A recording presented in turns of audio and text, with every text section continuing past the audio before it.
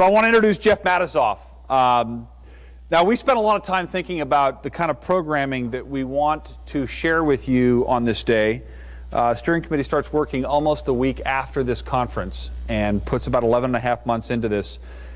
This blue sky thinking is intended to get your mind working, and then this afternoon the workshops should draw in some tactical ideas from what you pull from the session today. We wanted speakers that could share a vision of what's around the corner, a way to prepare all of us for communication strategies, for consumer adoption of technology, and how those new tools might be adapted to our industry. So we have a very special speaker. Jeff Matisoff is the Senior Vice President and Digital Director of PhD West. PhD West, a media and communications company that I mentioned, just won the Adweek Global Media Agency of the Year. 75 offices around the world. Their book, 2016 Beyond the Horizon, really explores what is driving technological innovation and predicts actually what we should see in three areas: in infrastructure, in interface, and internet. Jeff personal experience includes Nestle, Verizon, Fios, Del Monte, Safeway, and Gap brands, Banana Republic, and Piper Lime. Ladies and gentlemen, please a warm welcome for Mr. Jeff Matisoff.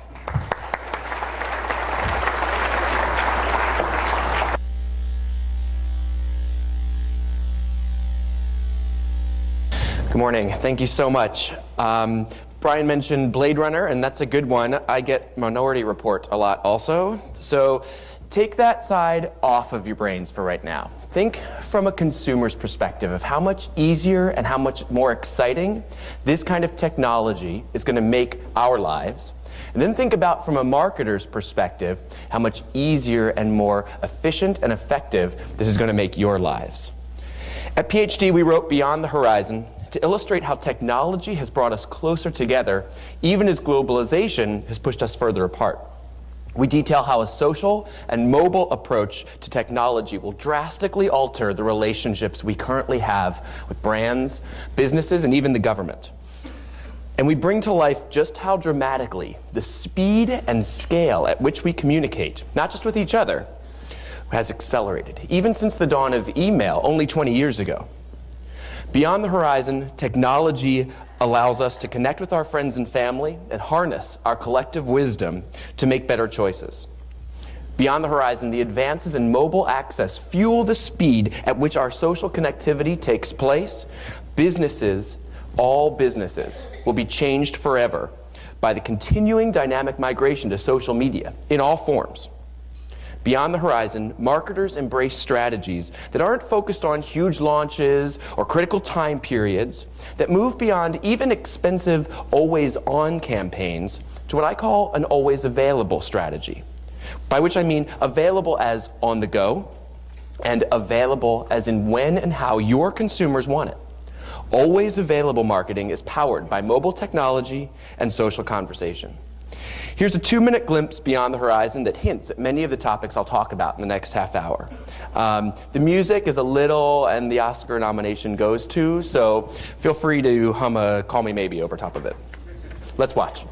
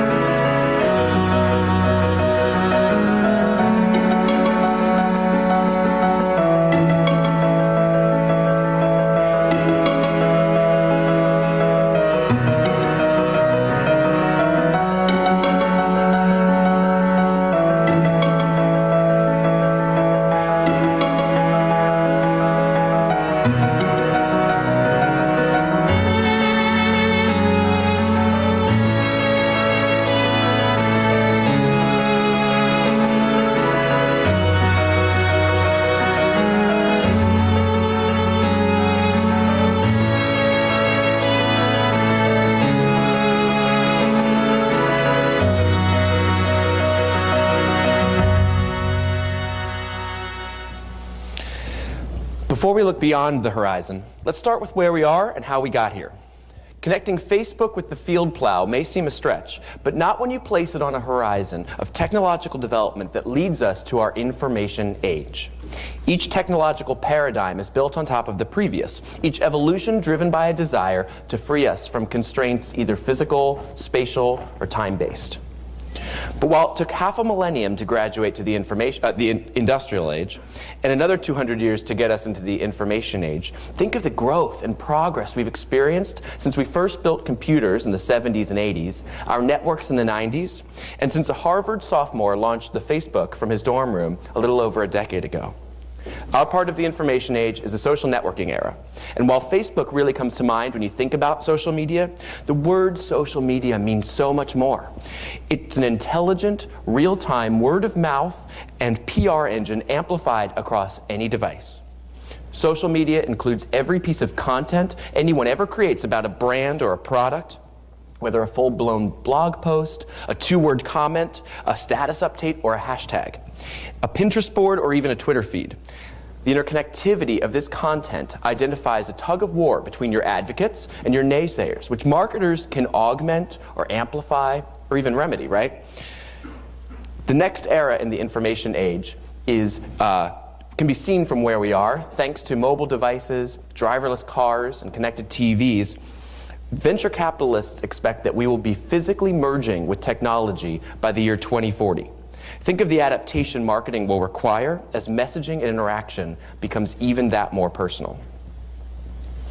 But back to now, when I can't simply download my speech to you like Keanu Reeves learned jujitsu in The Matrix, we asked Carolyn Everson, the Global VP of Solutions at Facebook, how businesses should approach what's happening with social media. Let's watch.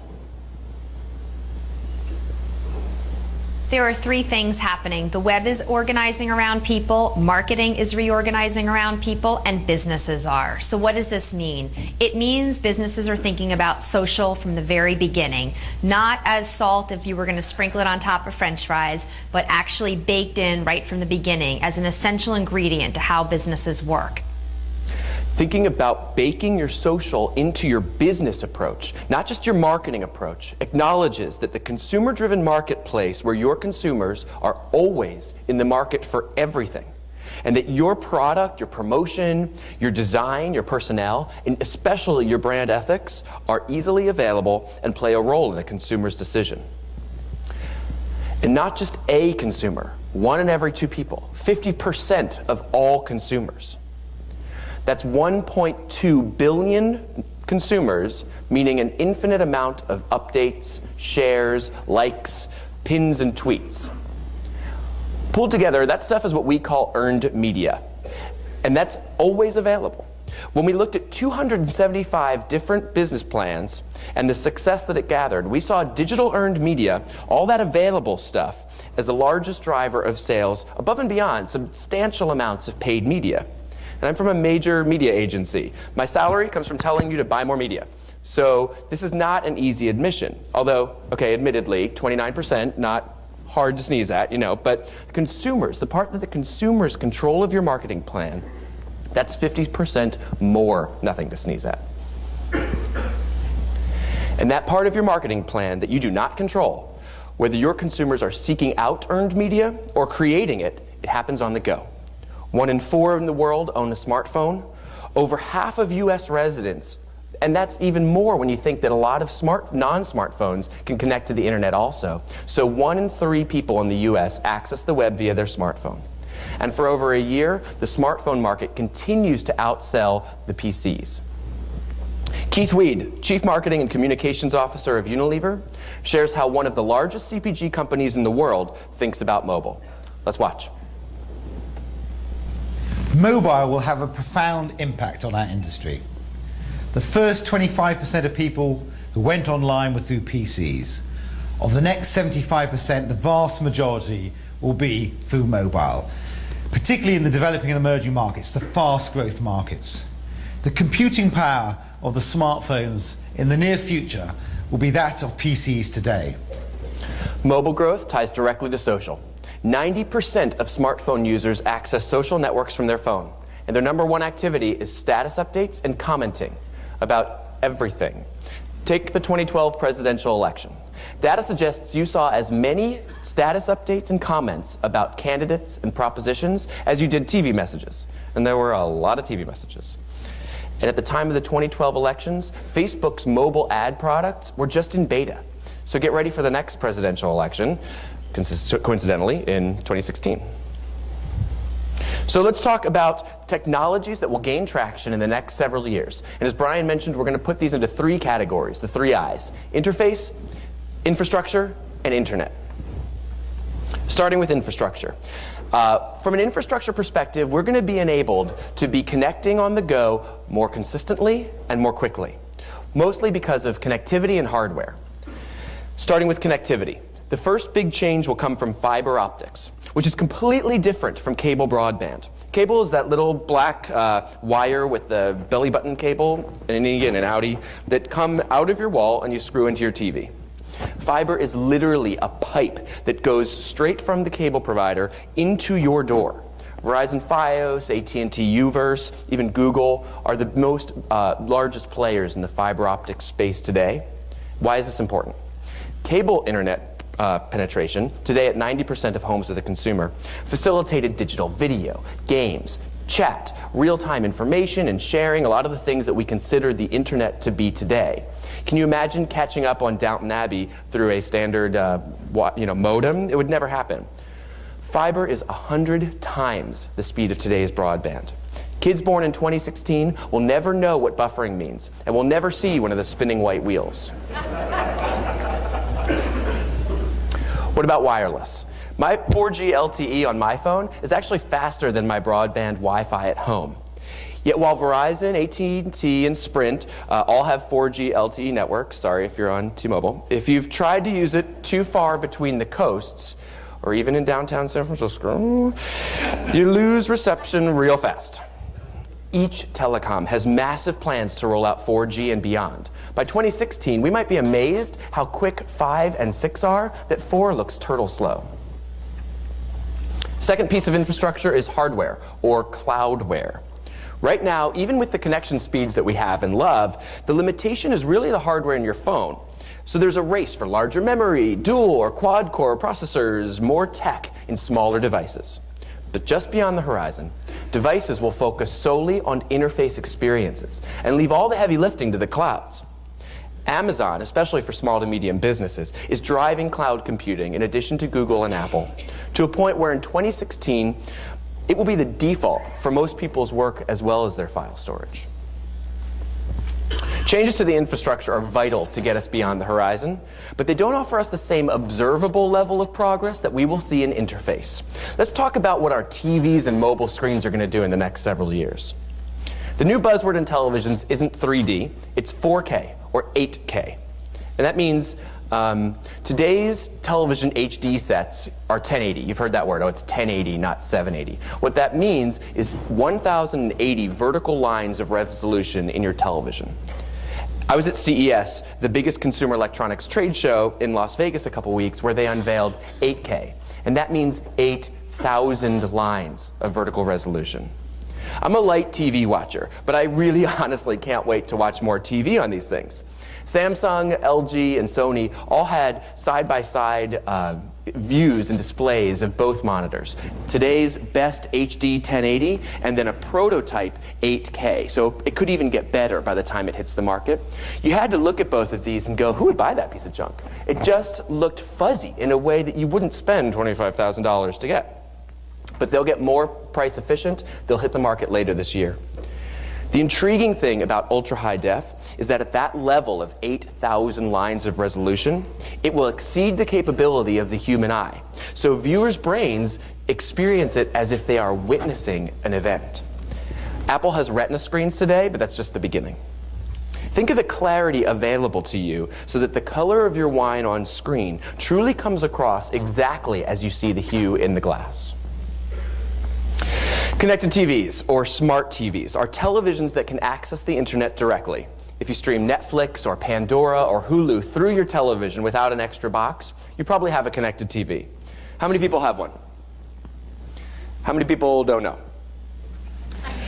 How many people use their connected TVs for anything more than what you would do with the cable? A lot fewer hands. Don't worry, most people don't. But by 2016, living rooms will be more and more connected with each new TV purchased. And that'll happen faster than before. In 2009, the life cycle for a TV was 12 years. Today, it's only 5.5. Mainstream audiences will not just be buying the next gen of connected TVs, or smarter TVs as I call them, but using them. At CES, I told a new Samsung Smarter TV to find me something I'll enjoy. And because it was connected to my Facebook and my Gmail, my IMDb account, and my Fandango, it suggested Rock of Ages, which I watched on the plane home and I loved. So the TV was right. So as clarity improves, voice recognition gets installed, and your phones start to function as remotes, your TV really just turns into just another monitor, which will make consumers question, am I connected via that cable thing I pay for? Is it my Wi-Fi? Is it my 4G LTE? Which will then blur the term broadcaster, because companies like YouTube and Hulu and even Verizon can bid on major properties like the Super Bowl or the Final Four or the Grammys. And that's a bit further beyond the horizon than 2016, but what could this mean for you? Connecting to premium programming through just the largest monitor in the house will shift the television ad marketplace to a more internet-like buying scenario. Today, TV advertising is outside of a lot of budgets because you have to buy the entire audience, and that means huge cost of entry. But if you could only identify the eyeballs you want, 21 plus, certain household income, geographies, and buy only those eyeballs, and buy only what percentage fits your budget, suddenly you're able to apply direct mail targeting to the biggest mass screen in the house so that consumers view you the same way they view the biggest of brands. However, in 2016, this is going to be at an early stage. Networks are pushing back on this, broadcasters, there are suits against companies that are trying to push it forward, like Aereo. And therefore, this won't be the main proof point behind why you want and need a connected TV in 2016. The main driver will be social. Nielsen just released a study showing what all of that second screen or multi-screen behavior is, and almost all of it is through social. By 2016, new multi-screen behavior will exist, such as watching a live program or a taped program and influencing the content, so that viewers can be participants in broadcast television. Last week you might have read CBS tried this out a little bit with Hawaii Five-0, where they allowed users to tweet which of 3 endings they wanted to see. And then the aggregate number of votes for that ending was the one they played. They decided that in real time and were able to push that out. Now imagine if it wasn't just the aggregate number of tweets that got you there, but you get to see which ending you want to see. It's choose your own adventure, like I read when I was a kid. 2 examples of social TV you can engage in today, and you'll hear more about these. HBO SmartGlass. HBO launched a social experience around shows such as True Blood and the Game of Thrones. Who watches Game of Thrones? You don't have to necessarily admit it. There are hundreds of characters with names that all sound exactly the same, most of whom you go episodes without hearing from. I am usually lost by about the 5-minute mark, and I read all 5 books, which I don't recommend. But HBO's app is by your side, on the couch, on your tablet while you're watching the program, whether it's live or on demand, by the way, and exhibits all new content, giving the characters their backgrounds, connecting the family trees, giving you some reminders of what happened last time, all interposed with your friends' comments as the show progresses so that you don't get any spoilers. Another version of social TV available today, which you should all download, is Into Now, a downloadable application for phones and tablets that syncs social activity with in-streaming television programming. Into Now has about 4.5 million users right now, and it's continuing to grow. You get to interact with one another, learn more about the programming, sort of in a pop-up video style, join discussion boards, and answer polls. They used it very strongly for the Golden Globes a couple of weeks ago, and this is a great example, I think, because it's really just one big booze fest, right? So what if we could capitalize on which wines our favorite stars were drinking, and then enable easy amplification through viewers' social networks? Into Now and similar companies are going to create that opportunity. It's the next generation of product placement. Okay, more about TVs. TV technology will also be changing. Microsoft Kinect, Xbox's version where you can incorporate hand and body and sound technology, and as well as facial recognition. This technology is soon to be commoditized across all TV screens. Not only can you ask your television to find you something you'll like I did at CES, by 2016 you'll also be interacting with commercials using your voice and your body. Imagine a viewer selecting the blend they're most interested in learning more about by selecting that off of a virtual shelf of your offerings. Another benefit will be facial recognition, as this will enable the ad break to be tailored to your individual and not just the household. So in a world where we can buy the households we want, we can also ensure that the people in the room are over 21 years old.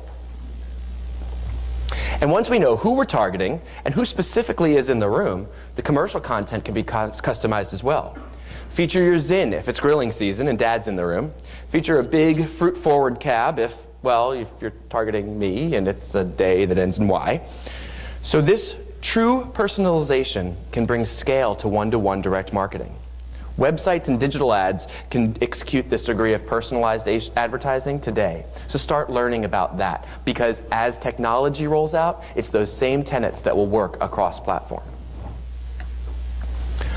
Okay, this is the stuff Brian was talking about that may get your fingers tingling a little bit, but this does admittedly get a bit big brothery.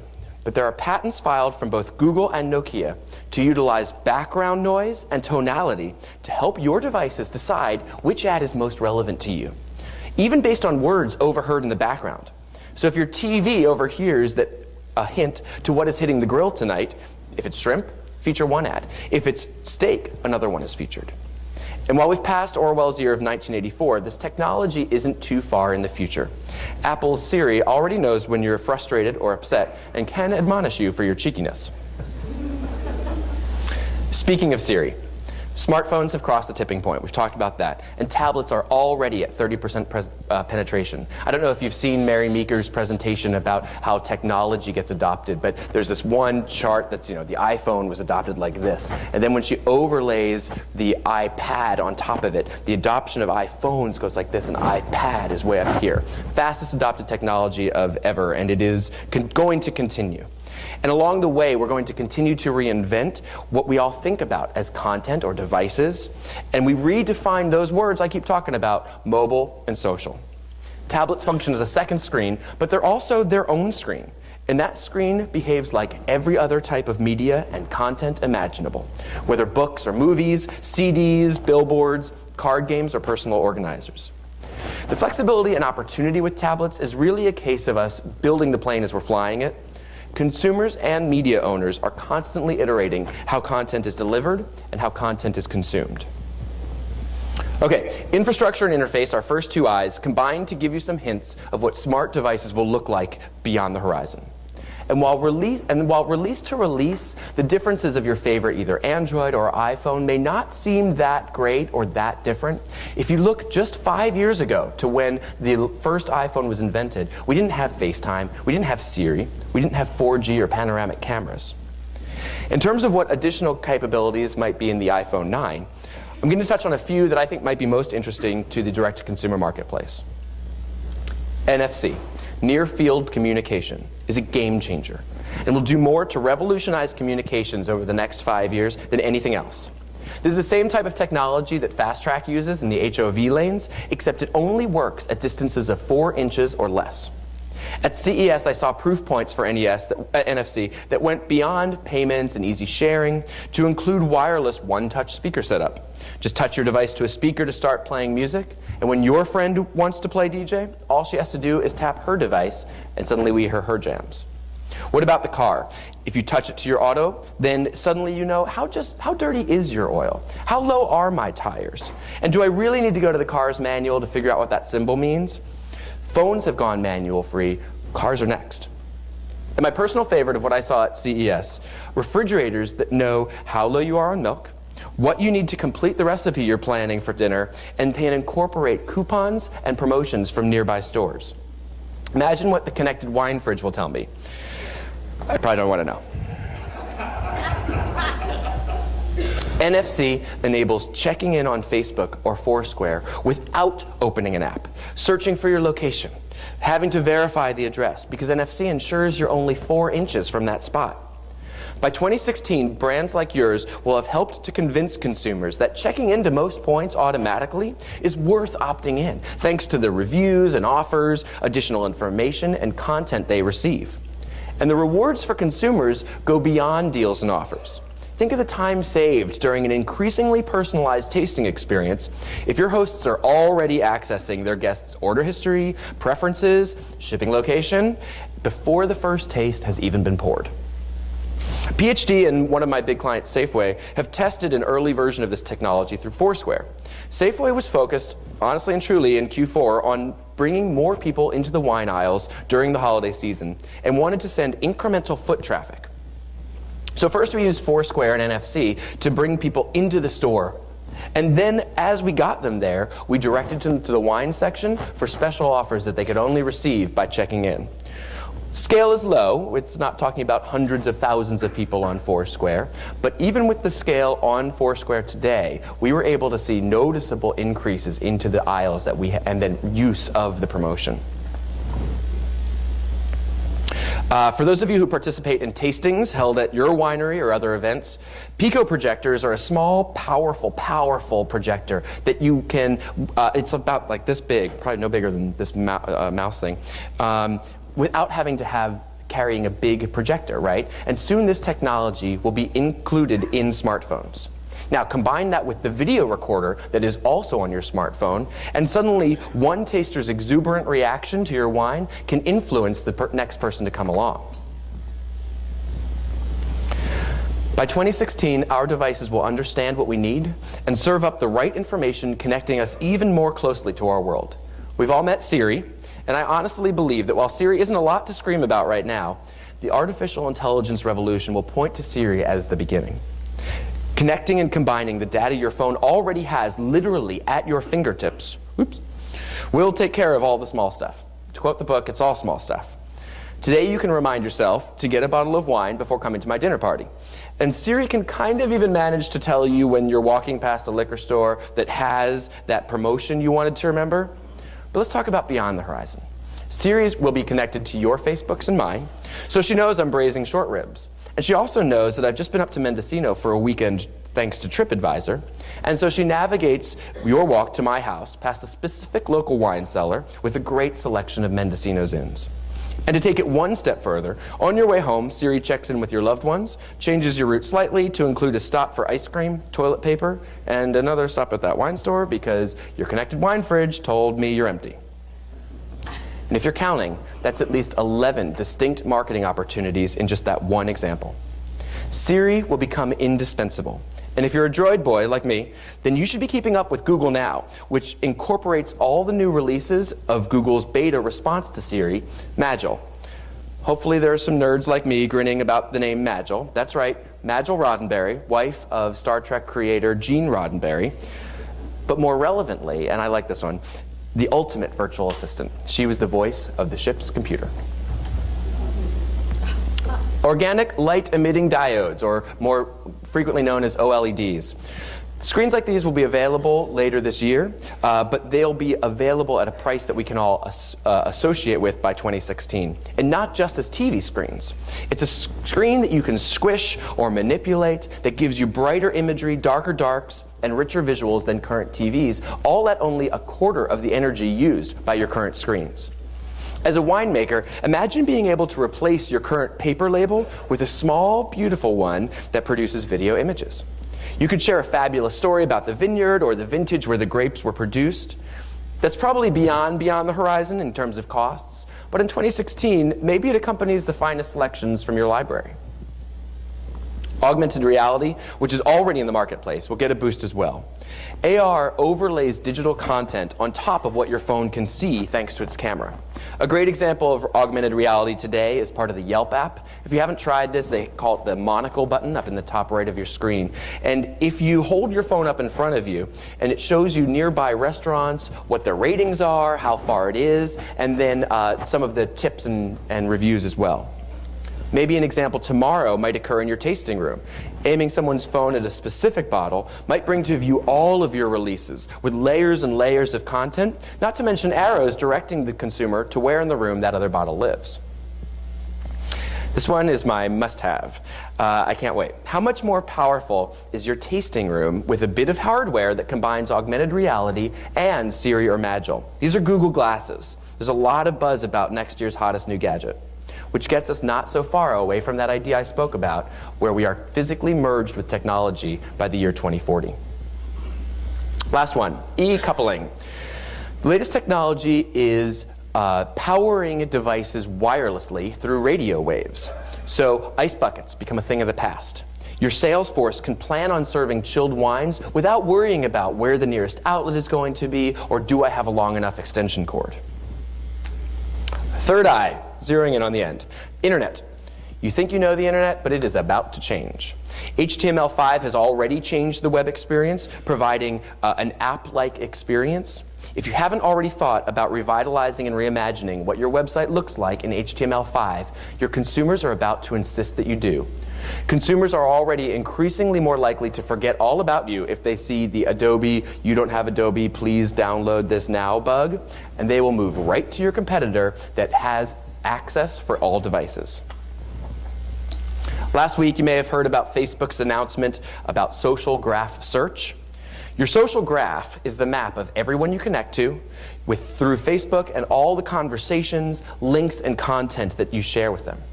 With social graph search, it's now so much easier to sort through your own content and find the picture of the wine label you snapped at whatever dinner it was. But it's also a very personalized recommendation engine. Find vineyards in Sonoma my friends have enjoyed will land results. This very well could be the end of Yelp as we know it. Today, Tripadvisor already has a great example of how some sites are merging that social data with their own content. This past summer, my partner and I went to the Greek islands, and through this tool, we found a friend of a friend who is a master sommelier and who had been wine tasting throughout Greece. We changed our entire trip itinerary so that we could visit the wineries of Nemea and Santorini based on the Tripadvisor reviews that he posted, and it was the trip of a lifetime. Imagine if Epicurious reinvented their experience to combine your friends' recommendations with their message boards, as well as the rich, lush content they produce on their own. Tools like Facebook Graph Search and Tripadvisor show how all of what we've discussed so far impact the internet experience. And the retail experience will change too. Last week at CES, that's me, I stood in front of a mirror that immediately knew I was a guy, suggested an outfit based on what I was wearing, and the second it came on screen, it auto-fit to my body. I could then use my hands to swipe to the next one, and each time it would auto-fit to what it saw as me. While potentially not the right fit, these are the jokes, folks, the right fit for a wine merchant, consumers will come to expect this degree of engagement and customization at all levels. Your search strategy is going to change too. It will move from links to sites to likes from users. Users will be able to like or block a search listing that is less and less interesting to them and make the experience more and more personalized. As a consumer, you'll see better predictive search, already evident when you start typing a word or two and your search comes in. I'm amazed at how often my search is the first or the second one. And as a site owner, it will improve the quality of users that come to your site. Although, there will be a decrease in that serendipitous moment where someone just finds your search listing and ends up on your site. So your marketing plans start figuring out how social media likes can bring that type of traffic to you now before it changes forever. Beyond 2016, Google Search will combine data sources and improve where we can answer questions like, how's the 2013 harvest going to look? Who's more to blame, Lance or Monty? These are nuanced questions that require information from different sites. You can't just drive to one site to answer some of those questions. And asking Google whether I'll make my morning meeting to LA combines weather, historic airport delays, traffic information, flight status, and not to mention my own inconsistent relationship with time, to get me an answer of no, not going to make it. So let's look at how all three of these I's, infrastructure, internet, and interface, impact our world. All these moments will result in a way of life where technology enables us to deeply access the world as we like it. A world where we are only alone when we absolutely want to be, as we will always feel connected to our social networks as events unfold in the moment. A world that is increasingly fun and absorbing, and a world that will change the way we work, not just play. And honestly, as marketers, definitely the way we work. So in summary, by 2016, pretty much everyone will have a smart device. We will begin to treat our smart devices like personal assistants, speaking naturally into them to book restaurant reservations, flights, or find out specific pieces of information. And that combination of processing speed and cloud computing will make the experience instant and seamless. Our devices will be used to find out more information about what is on screen and make purchases within the content there and then. And the entire social graph will know of what we've done. Seeing people with their phone at eye level, instead of just at their ear level, will be totally normal if we're not already wearing them as glasses or contacts. And further digitization means marketing can't go it alone. The wine itself will speak loudly instead of sitting back while a pretty label draws in a first-time buyer. And remember, with the interconnected, always-on consumer, brands themselves will adapt beyond a flighted or always-on approach to what I call an always-available strategy. The idea of a campaign having a finite beginning and a finite end will be no more. Terms that agencies love, like flighting and delivery and scale, will coalesce closer to things that you care about: impact, opportunity, ROI.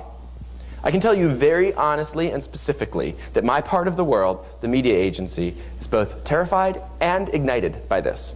It's what prompts us to live beyond the horizon and prepare for their inevitabilities. Because good ads will get watched and liked, and bad ads will get publicly derided. And since we'll be targeting only the people you care about at budget levels everyone can afford, marketers will combine data and art to be always available, and to allow consumers to seek out their story when and how they desire. Wrapping up, what does this mean for you? The change in the next 5 years will be like the last 20 years. The paradigm shift really will be that fast. By 2016, marketing will be the determinant of business success. As I mentioned, it's your business plan, not your marketing plan. Thinking about how a consumer experiences the brand will be the first step in the process, much upriver from where we are today. Marketers will leverage their media agencies, not just for better negotiations, but to understand and identify how their consumers are best engaged, how each touch point plays a role in delivering their unique story. Media agencies will define personalized, yet automated and scalable strategies that not only recognize and reward your most valuable consumers, but help you change your business models to win in a marketplace where you are no longer in control. Your consumers will be in control of your marketplace. So find ways to prepare for that now. I talk to my teams about learning plans, not tests. Tests are tactical, that when they don't work, you only learn what didn't work. Learnings almost work best when they fail, because now you know something you didn't know before. Start learning how your most forward-thinking customers are finding out about you. Stop worrying about which wine site or which keywords or which direct mail layout is driving you the most traffic. If you test which wine site works best, all you know is where to switch your money. If you learn that consumers actually consult travel sites and health sites, YouTube, Wikipedia, retailers before making a purchase with you, suddenly you've started to align your marketing plan with the purchase cycle, the beginnings of an always available approach. Start pushing the envelope on how you tell your story through different platforms and across different devices, and figure out what you wish you could and what you could do but can't, because in 2016 you can. It's January of 2013. The new world I've shared with you is only a few years away, and it's coming at us at unrelenting speed. So approach your work like we do at PhD, with one eye on the ball and one eye beyond the horizon. Thank you so much.